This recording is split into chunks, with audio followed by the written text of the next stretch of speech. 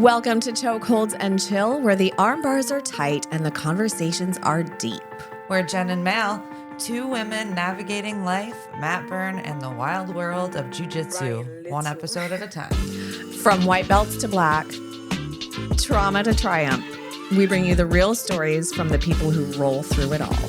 So tighten your belt, take a breath, and let's get into it.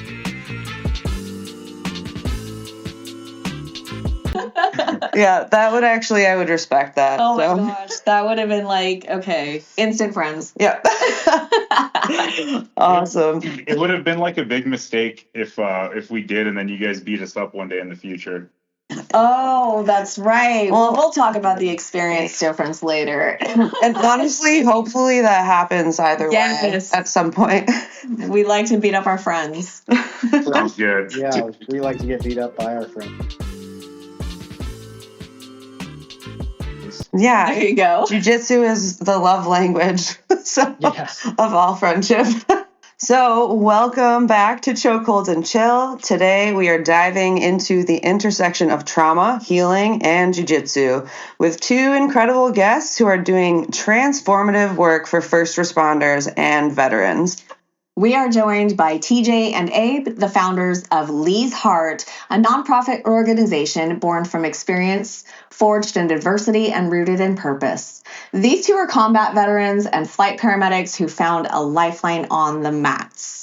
What began as a way to cope with the intense stress of their jobs has evolved into something so much bigger. Mental health retreats for first responders built around movement, community, and nervous system regulation through jiu-jitsu. We are so excited to hear about how Lee's Heart got started, what they've learned from their own healing journeys, and why they believe jiu-jitsu is a form of self-care that goes way beyond sport. TJ and Abe, thank you for being here. We are so excited and honored to chat with you. Dude, thanks for having us. Yeah, This is thanks. cool. I don't know what else we got to talk about. I mean, you guys did a really good introduction. Yeah. Wow, thank you. All right, so this will be our shortest podcast today. So, all right. No, I was. All right, it's been great. I was going the opposite way with it. When you first started, you're like two guys that did this, that. I was like, who are they talking about? These guys sound great.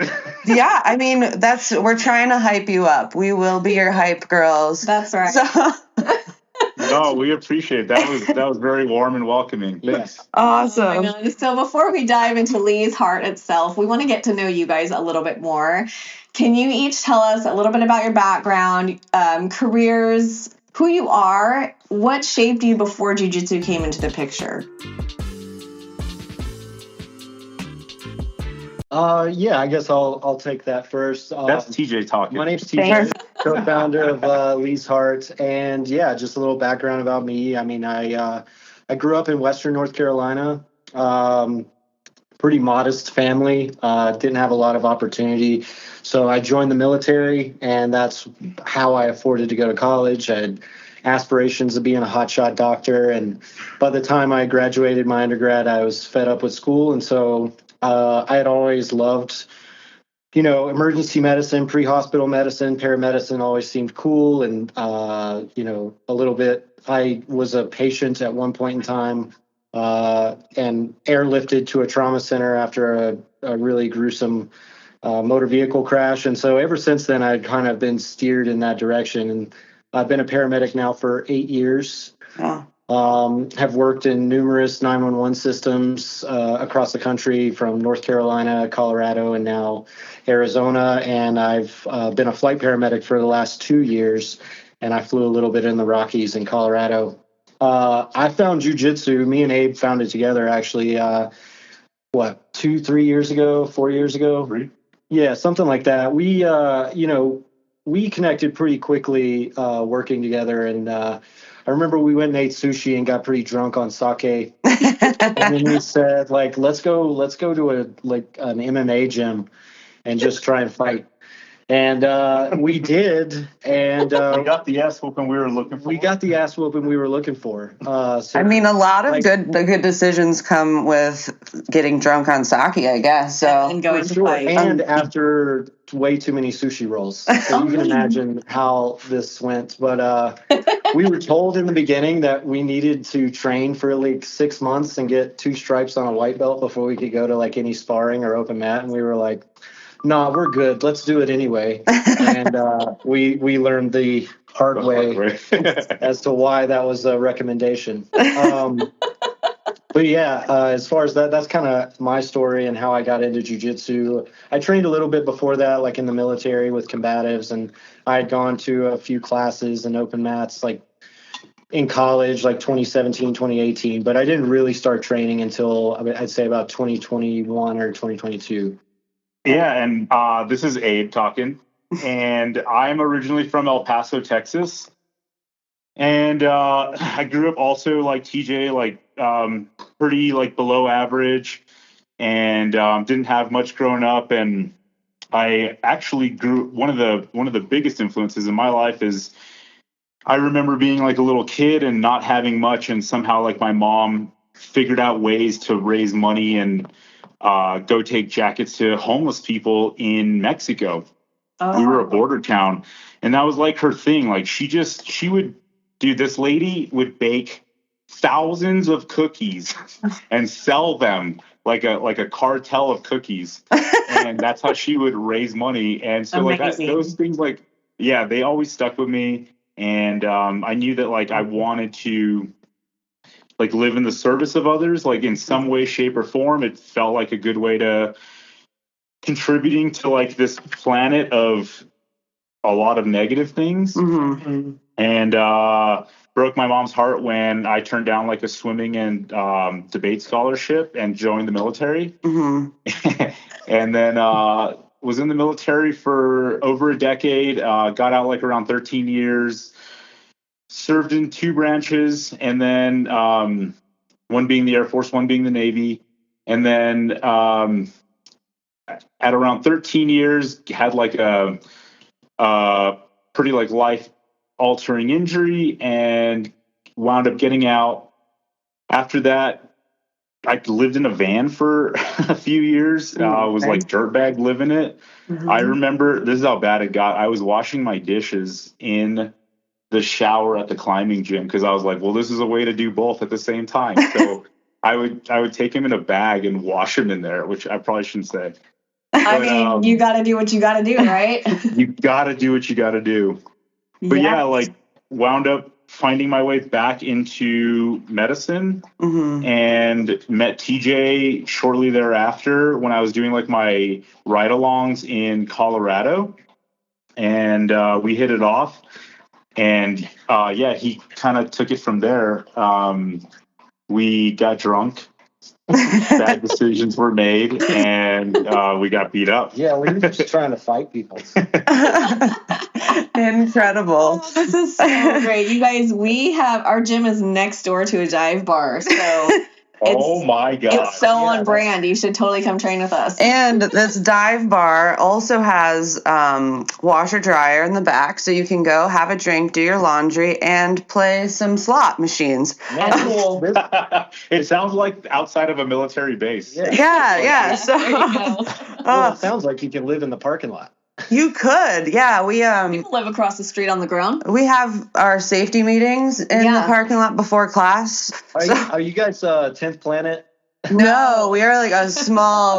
We're called Union Jiu-Jitsu, so we are a Union? That's really cool. Yeah, it's That fun. was such a hard no. Yeah, I just know a bunch, like a 10th Planet gym where they also call it safety meetings. And First of all, thank you for your service. Yes. You guys are amazing. And secondly, your mom sounds awesome and incredible. So want some cookies. yeah. Don't say that, I swear, because she'll listen to this and you'll get packages of you'll get tamales, you'll get chorizo, you'll get empanadas.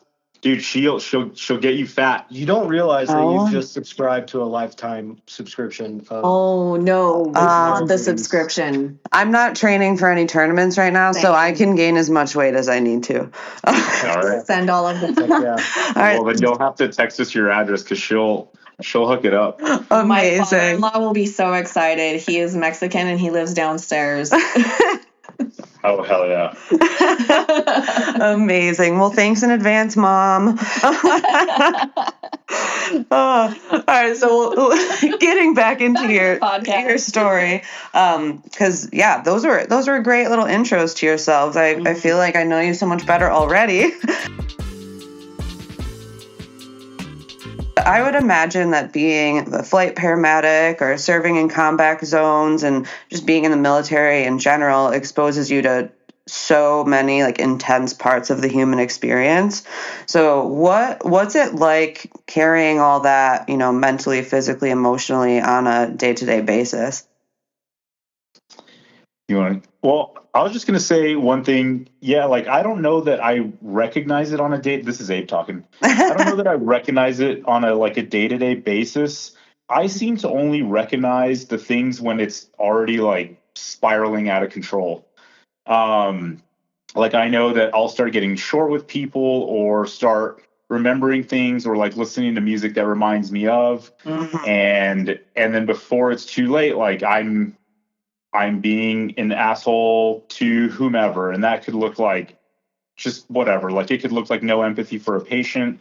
It could look like being like short with my wife or whatever that may be, and it's already too late. It feels like at that point, but yeah, being exposed to those traumatic things, whatever they may be, whether it's in combat or as a flight paramedic or an EMT or a police officer, like those one-off things that happen regularly in your career field cause damage, and that it hits you in different ways, I think. Yeah, I think, and just to add to the conversation, like I don't know that I think about like all of the traumatic things all day, every day. It's like a burden you don't notice until, like Abe said, your behavior changes in a way where you're like short with people, or you're just short fuse, or I don't know, you start having nightmares, or I don't know, just things kind of manifest, under the surface until surface tension breaks and you react, right? And I kind of have a thought, like I was in a car accident when I was 4 years old, and then, just varying degrees of trauma as part of growing up. I think there's a certain type of person that are driven to become like emergency response workers or to join the military and seek out those kind of like in the shit kind of roles. And those are people that are already traumatized, and like something that I've come to think about myself is like, I feel like I've been made to do these kinds of things because of what I've experienced in the past. So it becomes kind of this like revolving door, or this self-perpetuating, or like a negative feedback. Yeah, right. This perpetuating cycle of like trauma begets trauma, right? So like I've grown up with a lot varying degrees of trauma, and now it's kind of driven me into what I do for a living, or the experiences that I've sought out when I was younger. And I just think that there's in my case, I kind of seek those kinds of roles out because that's what's familiar and comfortable. Yeah. One thing I heard TJ say that I also want to add like 30 seconds on is another thing about people who've experienced trauma that find themselves in roles that produce more trauma. I think that it's also a way to like forget about the past, because your life is so in the moment. Oftentimes, like at work, like, yeah, there's tons of bullshit too. Like, don't get me wrong. Our job isn't like insane 110% of the time. Like I would say like 80-20, sometimes even 90-10, depending on what your threshold of like, holy shit is. Yeah.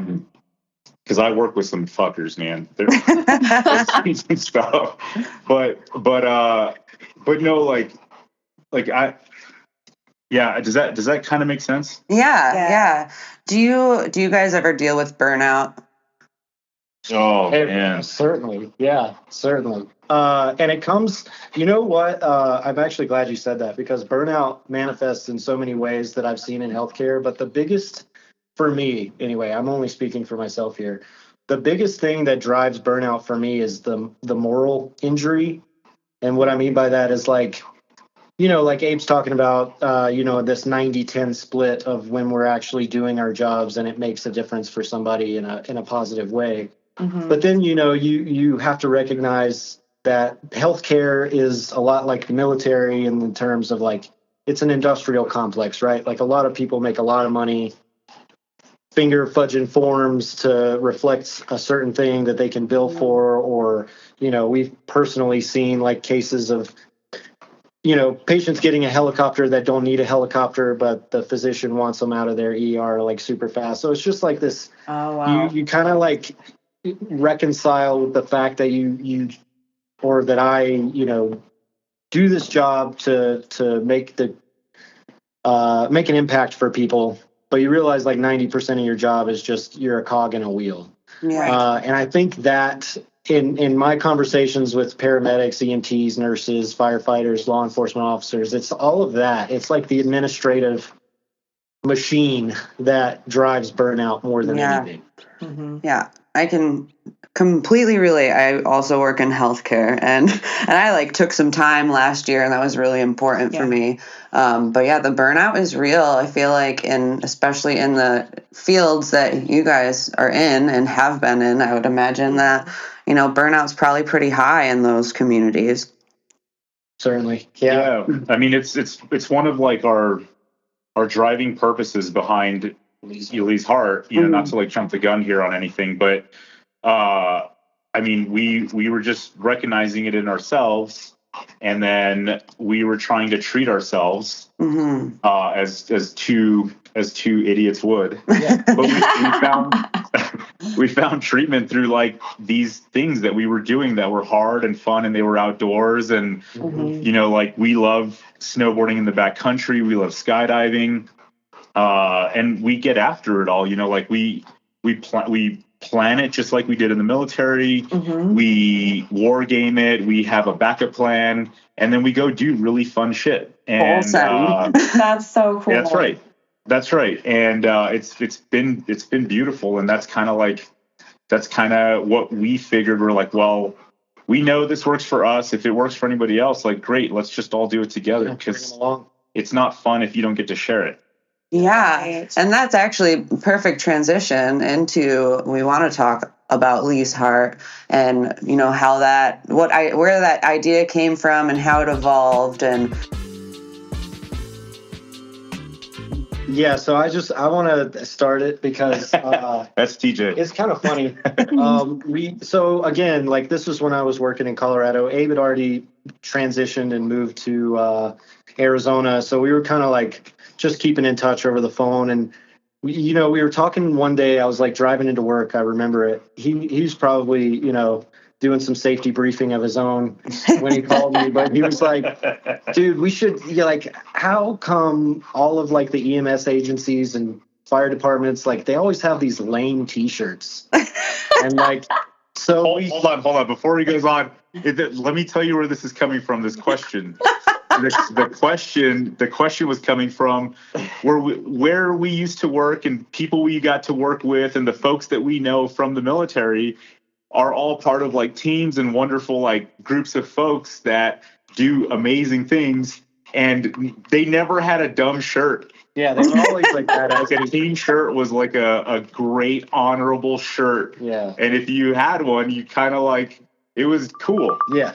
And so here we are. I was like, why the fuck? Yeah. So he wanted a team guy t-shirt from his like special operations days. And I relate because we both are, veterans of special operations communities.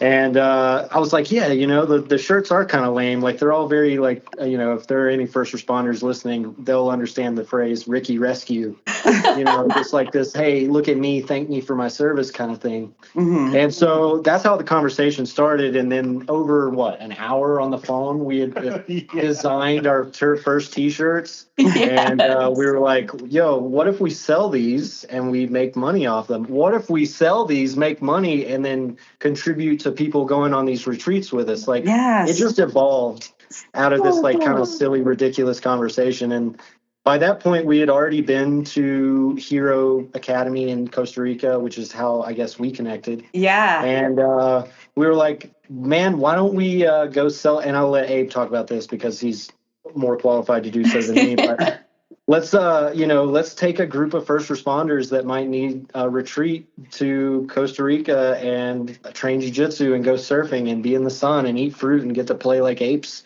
Yeah, amazing. Just kind of like reset and reconnect with nature and with the community. And that's kind of like how it took shape. And, I'll let Abe talk about who Lee was and what it's named after. But that was kind of the genesis story of Lee's Heart. I love that. That's fantastic. Yeah, Abe, why don't you tell us a little bit about Lee? Yeah, so I met Lee when I had moved back to Colorado from San Diego. And I moved in with a buddy, Sean of mine, who was JTAC in the military, great guy. He's a total surf bum now. Nice. And he's doing it. He lives a beautiful life in Portugal. Oh, wow. Yeah. We're going to visit him in March if you want to go. We're wrangling a big group to go on a surf trip, just FYI. Awesome. I'll let my husband know. He'd be all about it. Please do. The more the merrier. We love it. That's awesome. But anyway, I had moved to Colorado and was had just kind of transitioned out of living in a van, wanted a stable life, wanted to go back to school. And so I went and got whatever job I could find. And that was at REI. And yeah, no kidding. Right. So I used to teach wilderness EMTs and for NOLS. And I also for REI you would teach. And I was like, well, maybe I could go do that again. So I'm hired, and there's this new hire briefing, and you know how those are when you have to sit through all the games. I'm not here to talk shit about REI, but there's a lot of in processing that definitely does not need to take place. Yeah. But anyway, there was exactly. There was a guy in there that was talking as much shit as I was the entire time that we were in there, and I was like, oh man, this guy's got to be from the military or something.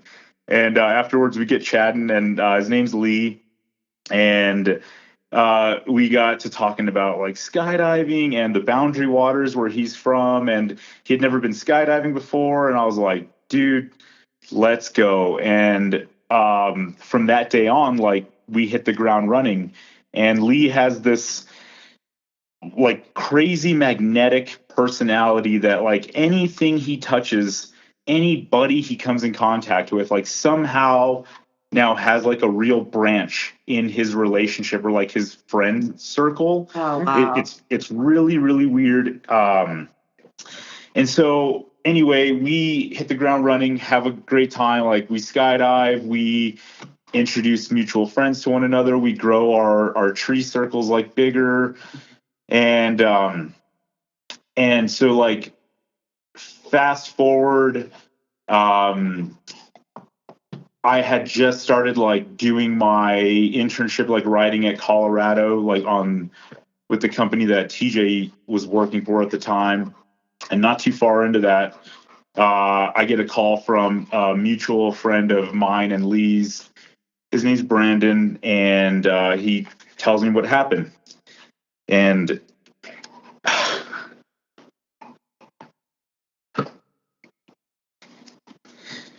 man, I'm glad this is not on video. Right. Anyway, Right. We appreciate you. Yeah. Yeah. So he tells me what happened, and it hit everybody. Lee's million friends that he has, still does. But it came like at a perfect time for me because that's when I had met TJ, and TJ and I hit the ground running the exact same way. And so I don't know, like that ended and then this began. Fast forward to Lee's Heart, like we recognized that this guy was, I don't know, he's bigger than life itself. Yeah. And he gave back more than he took. And it was kind of like a no-brainer for TJ and I. We were like, dude, let's do it in his honor. So we got permission from his mom. Shout out to Colette and his brother and his dad. And the family was like, yeah, we support this. And, we told them, like, at any time, like, if this goes in a direction that you guys don't approve of or you don't like, just tell us. We will make the change. This is for you all. We want to carry your son's legacy. Yeah. Because he's a plus in this world. Definitely sounds like it. Oh, he sounds incredible. Wow. Thank you for sharing. Yeah, seriously, thank you so much for sharing that. He sounds like, everybody's a product of their environment, so I'm sure that his family is so amazing as well. Can you tell us a little bit about like the early retreats? Like what was the first retreat you did and what was that like? Yeah, so our first retreat was actually just this past June. Oh, nice. Okay. Yeah. So the anniversary of Lee's death being July or June 11th was in the middle of our retreat. So we were there from a Monday to a Friday. I think it was like the 8th through the 13th or something like that. So yeah, that was our first retreat, and we had like 13 people total, and that was the core group was myself, Abe, and then 4 first responders. And then one of whom brought their families with them, to include Tyler. He's a disabled veteran, wheelchair bound, but he got to experience everything that we experienced. Like we got him on a surfboard. Awesome. We took him on the boat to the catamaran. Yes. He also beat us up in jiu-jitsu. I bet he did. But his kids did beat the shit out of us. Crystal's a badass. She's a firefighter somewhere in Colorado. And Taylor, another firefighter in Colorado and Boulder. And then we had 2 EMTs and paramedics from Flagstaff. We had Ben and Abby, who both work at the local 911 service here. So we had 4, first responders that we brought with us and their families. And we trained jiu-jitsu every day. We surfed every day. It was kind of brutal for those that weren't, it was 2-a-days for, at least 4 days. Of jiu-jitsu or surfing or both? Both. We trained jiu-jitsu in the morning, and then we went and surfed with Nacho afternoon. Yeah. You know how it is. It feels like you're drowning twice a day. Mallory I loves that way feeling. to deal with your trauma than to induce more. I had the worst experience with surfing, and I'll never do it again. Not because of nachos. Not because of nachos, just the conditions. Nachos incredible. But yeah, so I didn't realize that was your very first retreat. So that's incredible, and I'm sure you guys have plans for more in the future. Certainly. So as it stands right now, it looks like, we want to make Costa Rica a thing every year. Yes. Because it was such a wild success, wildly successful. Yes. Everybody was involved, included. We got some good feedback from the participants, and we kind of have an idea of like how to change things for the better moving forward. But that was such a great trip that we want to do that every year, if possible. And of course, that involves coordinating with Ron and Nacho and the Hero BJJ guys. They were incredible in facilitating all of that. And then we've talked about this in the past, but doing other kinds of trips like backcountry snowboarding trips or even skydiving trips. But like for right now, I think our bread and butter is the Costa Rica every year. I was gonna say until we become. Sorry, my dog's here. Lay down. Until we figure out like how to really bring in more grants and like donations and things like that, like this is the one that we know that we can afford to put on every year. And Yeah. and it's like we're super excited about that.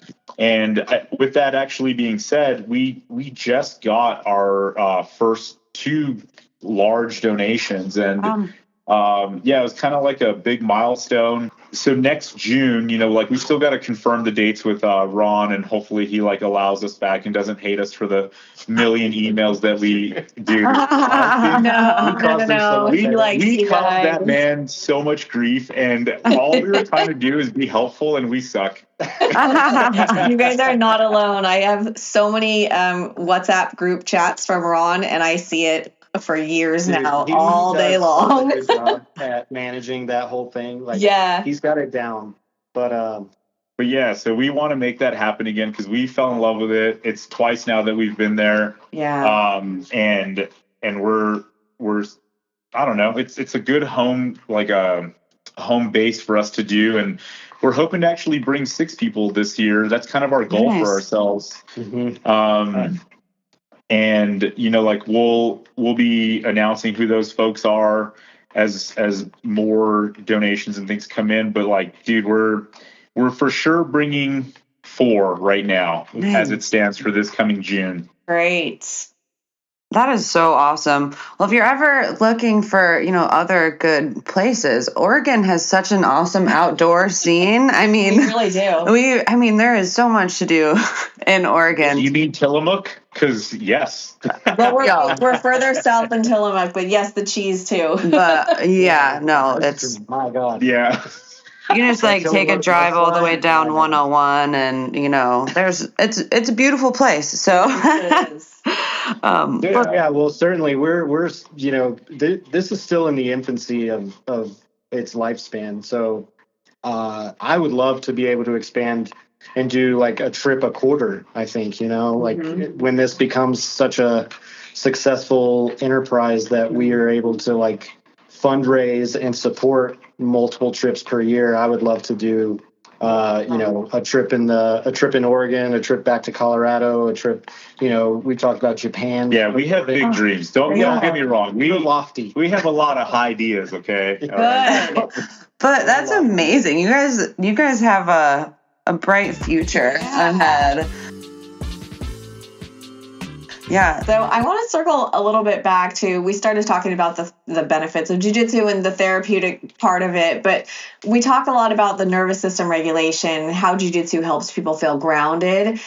What do you see when people are doing jiu-jitsu that have lived through so much trauma? And would you also say that people that do jiu-jitsu are also people who have been through trauma? It's seeking that same sort of reward. That's actually a great question. I like that. I will say, I'll speak for myself this time. I think the biggest problem that I have in life, actually not the biggest, but certainly one of the biggest, is that I can't turn my brain off. Yes. And this comes from like things that I've experienced in my childhood. Like I've had a pretty crappy childhood growing up with my stepfather and stepbrother. And like it was extremely abusive. And then you join the military and you experience trauma there when you go to war. And then you join this profession that you're only called to very traumatic scenes, we don't have our shortage of things that we experience. So like my brain never turns off. And I seek what like Chex Mihail talked about in his book, like flow. Like I seek flow states because they're periods of quiet. And, like when you skydive, you're not thinking about your taxes. Right. Or when somebody's like working their way out of your guard and they're going to mount, the last thing you're worried about is anything else. Yes. You're just hoping that you're not like your demise is not imminent. Right. And quiet. And so like jiu-jitsu, this is an avenue that I have found for myself personally of quiet.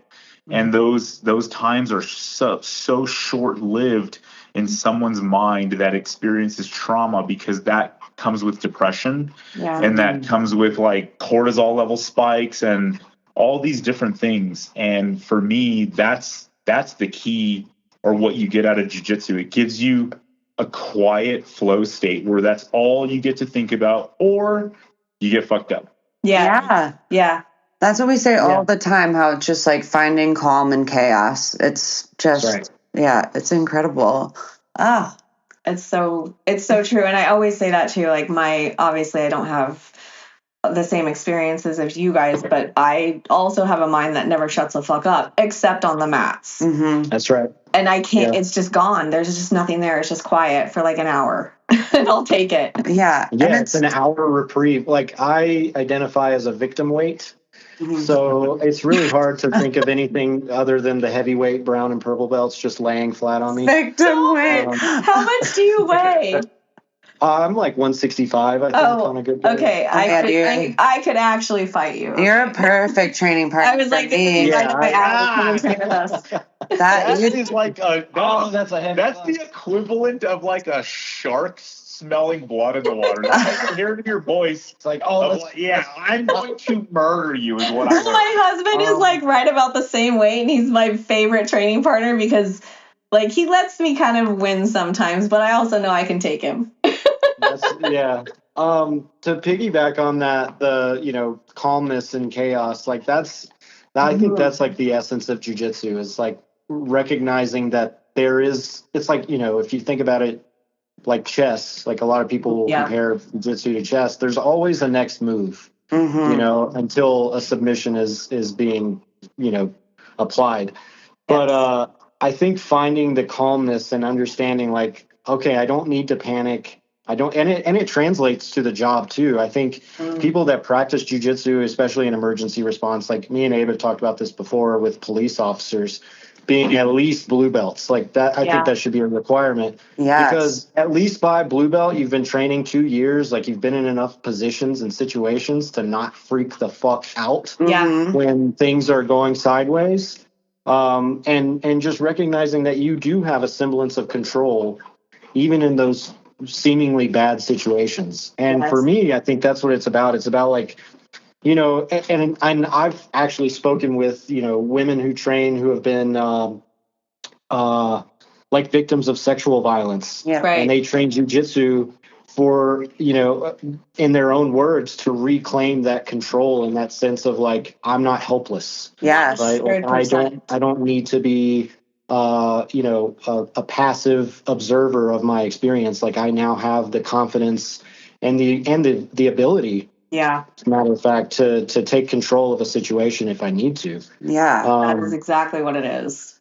And I think that a lot of people too who've experienced trauma and everything, and like first responders, like you're used to being the ones who are helping and staying calm and not necessarily asking for support. I feel like especially as men, like you guys are conditioned to, be strong, deal with things. And so it's nice to like hear about you guys providing this nice, community for people who have similar experiences. And we talk a lot about like how jiu-jitsu community is just incredible. So how has... It's one of the best. Yeah, like, so tell us about how has like jiu-jitsu given you like that support and that community and connection?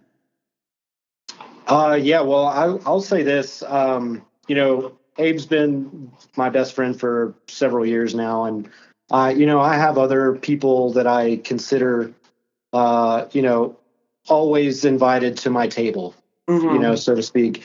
And it's a certain type of person. And what I've found is like jiu-jitsu is kind of like a hyper concentration of those types of people, right? The types of people who don't shy away from a challenge, are okay with sucking at something, are inquisitive enough to ask questions and curious enough to want to learn something that they're not good at, right? Because I think, like we've all heard the same cliches if we watch any amount of like jiu-jitsu tube. But it's like, I think it's true, to a degree of like, jiu-jitsu brings out like a undeniable quality in people. Like if you're going to stick around and do it, you got to be okay with sucking and being okay with being present in the suck. Yeah. You know, like that's something that Abe and I will talk about with like, the special operations and selection schools. It's like embrace the suck is a phrase in the military, and that's it. It's just understanding that your situation is what it is, but it can get better. It can get better. Or it can get worse. And it can also get worse. Yeah. Yeah. At any moment.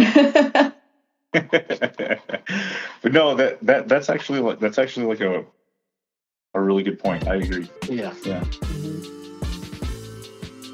Another good aspect of it that like the way that the jiu-jitsu community has connected us is like freaking Ron opening his doors to us. And Yeah. and I mean we had no idea like what we have ideas of things that we want to do, but we don't know anybody in Japan. We don't know anybody in, like Right. But Ron knew us, and we told him what we wanted to do. And Angela, the lady that we cooked with, we told her what we wanted to do, and told Nacho, and they made it happen. Like, what a community! And these are all people that practice jiu-jitsu, and yeah, like TJ said, those people are people that are okay with an honest sport. You know, an honest mirror. Like those things are hard in this world. You know, like in medicine. You know if you're good or not, or if you're like ready or not. Right. In weightlifting, like the barbell doesn't lie to you. It is what it is. And in jiu-jitsu, like if you're a white belt, you know you're a white belt. Yeah. If you're a blue belt, you know you're a blue belt. And some days you get lucky, but more often than not, like you know where you stand because it's very honest, and that's a hard thing for people. Yeah. What belt are you guys right now? Dude, I'm a fucking perpetual white belt. Listen. I love this so much. I've literally leaned in. I've only known the world of white belt. He's a blue belt, but he just doesn't go train in the gi, so he hasn't gotten promoted. and also like I have glass knees from my days yonder, and so like I've suffered injuries. I've had 4 knee surgeries now, and it's just been a long road. You train no gi with bad knees over the gi? Yeah. Do you like legs? Here's why. You want to hear why? Yes, I'm very interested. I am at gi. I'll tell you why I could go to a black belt championship in gi and win right now. Oh, because I climbed so much that my grip strength, you would never be able to break my grip strength on your gi. So I would win. No, I'm totally talking shit. I'm like, challenge accepted. I I see only this at train no gi, Jiu-Jitsu Con, please. Oh my god, that is so funny. And TJ's an actual blue belt. He gets to wear the belt. Yeah. No, it's better when you get to wear the belt, but we love no-gi as well. I love no-gi. I'll be unassuming all day long. Yeah, I do train both. I do enjoy both. Awesome. Good times. Yeah. I only plan to get into a fight in my Speedo, just so we're clear. That's my barrier to entry. Like, if anybody actually wants to fight me in this world, you better get into Speedo or less, because if not, I'm walking away. All right. Be buttered up too, so they can slide. All right. I can't wait to go to your Costa Rica trip. That'll be interesting. The Wyndham pool was never so lit. Oh my gosh. So obviously we talked a bit about, the mission of Lee's Heart and what you're building towards. Can you tell us what kind of support you need, how people can get involved, donate, collaborate, whatever you guys are looking for? Yeah, totally. So, I do want to go back to this because I think it's important. So like Abe said before, we'd like to go out and experience life and experience true adventure and get ourselves into situations that maybe some people aren't comfortable with. But I feel like we've got enough experience and range between the two of us to safely take these people, our brothers and sisters in first response and veterans out to experience these kinds of things. And I don't want it to seem like we're just trying to raise money to go on these cool trips, because that is cool and all. But at the essence of Lee's Heart, what we're trying to do is establish a community, right? Like, so Yeah. when we talk about jujitsu, the jujitsu community, that's why jujitsu has such a perfectly fitting piece into this puzzle, is because the community that jiu-jitsu brings. Like, one of our guys that we took with us has, since expressed, and he's gone to a few classes with me at the local gym where I train at here in Flag. So, like, getting people to experience these kinds of things and open themselves up to these adventures, and the bottom line, establishing a community for support and a lifeline for these first responders and veterans that are going through some serious shit. Just to be able to reach out to any one of us, myself, Abe, like, I find myself on the phone lots of times talking to old firefighter buddies that are going through it. I'm not licensed in any state to do that, but like, peer support is peer support. And I think, we have a lot of value to offer in that regard. As far as support, I mean, our website's up and live. We love donations. We sell T-shirts that all the proceeds go directly to Lee's Heart. Like, we don't make any money from that. Yeah, we keep $0, Yeah, zero pennies. Every dollar, dime, penny that goes into Lee's Heart is for Lee's Heart. We're not paying ourselves anything. At least not at this stage. We're not at that level yet. But yeah, we're far from that. If this ever becomes a venture where we are doing a one retreat per quarter, and it's taking a full-time, one of us working on it full-time, then yeah, we might consider paying ourselves modestly. But for right now, just getting the word out, doing things like this, talking to you gals, and connecting over jiu-jitsu, because it's such a big part of what we're trying to do. Connecting with other people in other industries, like the skydivers of the world, the snowboarders and surfers of the world. That's just as valuable as a donation to our page. Yeah. Like, you can donate on leesheart.org. But like, connections also are unbelievable. Ron was a connection. You're a connection. Yeah. So Will's Hope is a connection. Like, these are all people that are gigantic. We're so new to this and like learning. We're shocked that we pulled off an international trip. That's right. I love that. We surprised ourselves, all right? And we're even more shocked that we have a second one that we are ready to do this June. Like, we're already there on that. So yeah. Anything like that helps. Buying T-shirts, donations, or connections, podcasts, like, all that is pure gold to us, and we're very grateful for any of it. Yeah, and if you or your listeners have friends, family, loved ones, neighbors that are vets, first responders, people that you think might benefit, get us in touch with them, or get them in touch with us.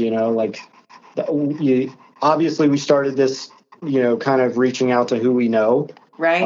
We didn't really go, we have like an applications process right now, but for our first trip, we took people that we had vetted ourselves and talked to ourselves. Needed help right now. And we knew needed help right then and there. Yeah. And, but as this continues and as this grows, we're going to hopefully have a reach beyond our first degree of separation, and start taking people that are all around the country, or, who are struggling, or who might benefit from, what we provide. Yeah. And just so you know what we do provide, just so everybody out there listening knows, like, we covered everybody's airfare.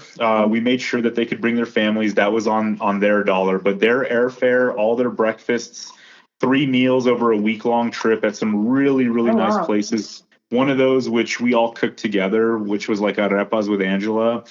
It included surfing every day. It included jiu-jitsu every day. Mm-hmm. And then we also, for next year's retreat, we have a nurse that we both work with. Her name's Allie, and she's going to come on the trip, and she's going to be doing yoga. So they're not like bullshit trips. It's not nothing. Everybody got like this custom shirt that my wife designed, which was super badass. You can see it. They're pretty cool. But they got surfing, jiu-jitsu, airfare, round trip airfare, like, all the things were covered.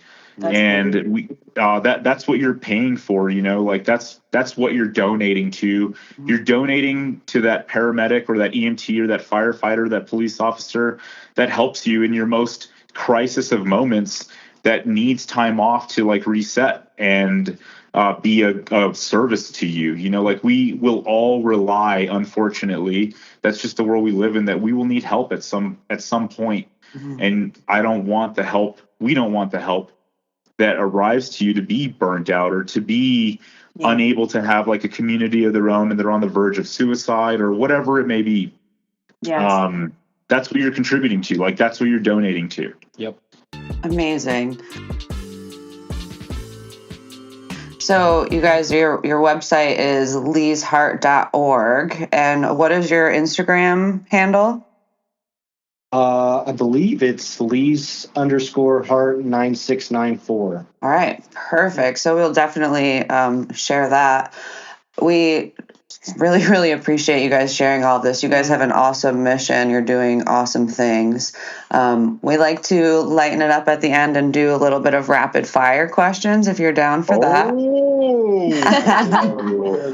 Okay, yeah, we'll take turns answering. Yeah. Okay. Well, yeah, I want both of you to answer everyone. So. Oh, okay. All right, you go first. TJ's gonna go first. I'll go second.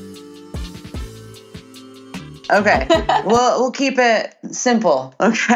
Oh, hit us with your best shot. Gallup interviews. All right. Gi or no gi? No gi. No gi. Sorry, I didn't If I had catch to, that. if I had to choose, no gi. Obviously. Favorite submission? Ooh, mounted triangle for me. Mother's Nice. milk, baby. Yes. Same. We love it. What is your least favorite submission to get caught in? Mounted triangle. Mother's milk, baby. They both do suck a whole lot. unless it's Allison. That's so funny. So you mentioned Japan. So other than Japan, where would be your ideal place to have a retreat? Ooh, shit.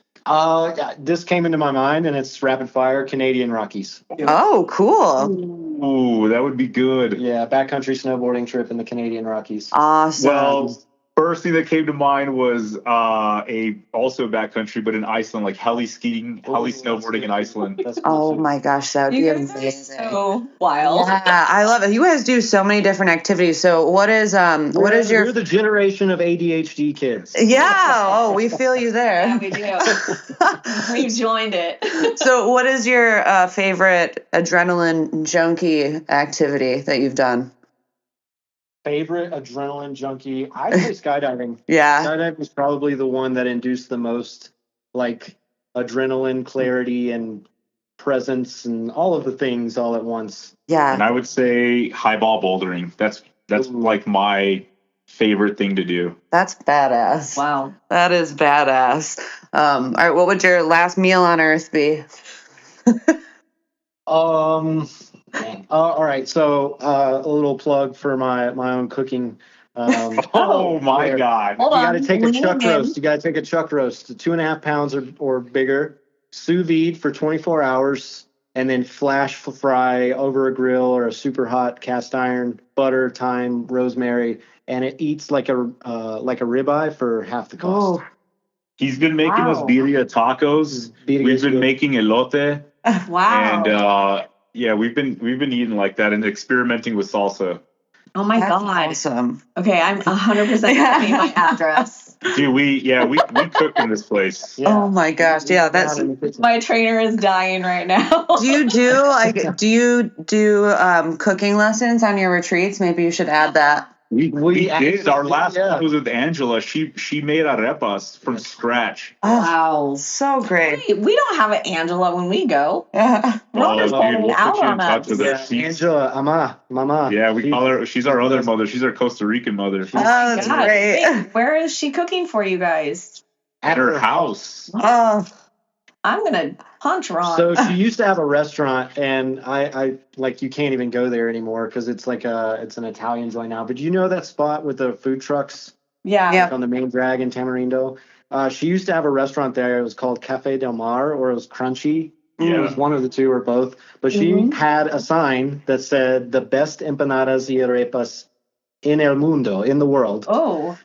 And So she TJ said, looked at me and goes, well, we "Oh got yeah, or or your money back. Yeah, and your money TJ back. goes, I'll take that bet. Yeah. I'll take that deal. When I say that they were 100% the best arepas in the world, I mean it. Like I would take it to a taste test. Any person. anywhere in the world. And so we sat there, we ate with Angela.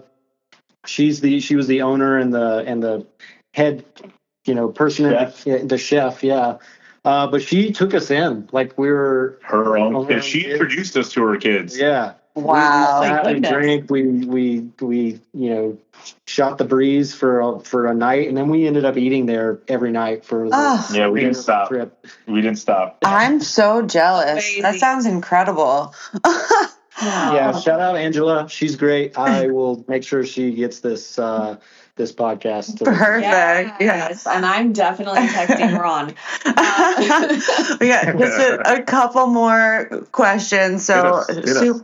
Wait. I didn't answer mine. Mine was shit. Uncrustable. Sorry. Uncrustable. Oh my God, what Hey, It's the EMS snack of champions. I'm trying to get Smuckers to give me a sponsorship. All right, shout out Smuckers. We'll plug them. Are the death of me. I have them in my freezer at all times. You have to. Yeah, the peanut They're butter honey perfect ones and the go-to. raspberry ones are my favorite. Ooh, I'm telling OG. I like the grape jelly. Oh, yes. That's awesome. This turned All into right, a very we're long ready. rapid I know that's the long rapid fire, but I don't even care. Sorry. Although I am getting super hungry, with this conversation. Right. So safe before this. All right. So if you had a super fight tomorrow, what would your walkout song be? Ooh, shit. Oh, hold on. I gotta consult the Spotify here. I think I would do. Oh, man, it'd have to be something by Rage Against the Machine, Yes. Oh, nice. or maybe like Marilyn Manson. This is the new shit. Oh, wow. All right. Okay. That's probably what I would get down with. Marilyn Manson. This is the new shit. Okay. Wow. We love it. Do it. That's great. What are you going with? I don't know. I think the last song or the song that comes to my mind. That's a good one. Wait, keep going. Oh yeah, I think Voodoo Child, Jimi Hendrix. Oh, that's a good one. That's awesome. I just feel like I'm riding in a Huey on my way to slay Viet Cong when that song comes on. You're ready to fucking kick Oh doors my down. gosh. The visual. Oh, man, that's great. All right, last question we always ask everybody is if your best friend, well, I guess we'll have you do each other. Oh, yeah. Okay, so TJ, if you had to describe Abe in 3 words, what would those 3 words be? How vile can I be? Oh, you can be the most vile. God, you're such an asshole. Listen. No, I have a word for you. Don't you worry. Big Don't you worry. leagued me after beating me in chess, and I will never forgive him. You won't play chess with me anymore. That's right. He's on a full lifetime ban embargo. He went to shake my hand and he pulled back. That's big leaguing, and Ooh. After I whooped him. and I hate it, and I won't stand for it. But I love him. He's family. So family would be word number 1. That's a good one. Love and hate. I hate him as much as I love him. Those are your 3 words: family, love, and hate. That's right. That's beautiful. Oh, man, those are good 3 words. Those Okay. are good. I'm going to use 2 words right off the bat and say sore loser. And I don't care that I lost. I care that he big so leagued much. me. He cares so much. And rude. And the other word I would use is his brother. That's great. You guys are great. Yeah, you guys are so freaking awesome. Thank you again for being here with us today and for doing all the work that you do. Everybody that you crossed paths was just so lucky to know you. So we're really grateful to have you today. Thank you We guys feel for the same reaching way. out. Thank you guys so much. It's been awesome. Yeah. Pleasure's the mutual. Yeah. So hopefully we can find time to kick your ass someday. And Yes. I can't wait for that Bring day. it. Say when. Bring it. We will be in Costa Rica in January. Show up. Okay. Okay. They're like, Where are you guys at in Oregon? Yeah, we're on the coast in Coos Bay. Oh, really? Yes. Dude, Prefontaine. Yeah. Dude, awesome. That's where Nike started. That was Bill Bowerman and Prefontaine. Hell Started running the yeah. 5K there. Fact. Have you seen that movie, Pre? Yes. Dude, man, that makes me cry. It is a great movie. Yeah, my father-in-law ran track with Pre. My ex-father-in-law. Really? Yeah. Dude, how freaking... We need to watch that movie tonight. You seen it? No. Oh, we're going to watch it tonight. We watch a lot of family movies here. Oh, you That's have to watch great. it. Okay. That's great. Have fun watching Pre. We'll catch Yeah, you guys thanks, y'all. soon. Yeah. Thanks for a great again. chat. Yeah, take care. Yeah. Bye. You guys take care. Oh, wait. Hold on. Yeah. Hold on. Check it out. We have 40 seconds till it's 60 minutes. Oh, So, wow. It's perfect. Really quick, rapid fire to you. What's your favorite submission? Oh, I love a Kimura. Armbar. Ooh, I also. Or armbar. Okay, what about your most hated? To have done on you? Yeah. Burrata Plata. I hate getting guillotined. Oh, Because it yeah, sucks. that's the worst. But Okay, it doesn't happen often. Yeah. Last favorite meal, 10 seconds. Chicken Riggies. I'm from Utica, New York, and if you know, you know. My grandmother's rolling in her grave. I'm going to go with real pasta and go with like a spaghetti marinara. Ooh, 1 hour. Here we are. Yeah, baby. Oh, thank you guys so much. You rock. All right, y'all. Take care. All right. Cheers. Cheers. Don't forget to like, subscribe, and share. Check us out on Instagram at chokeholdsandchillpod or shoot us a message at chokeholdsandchillpod@gmail.com.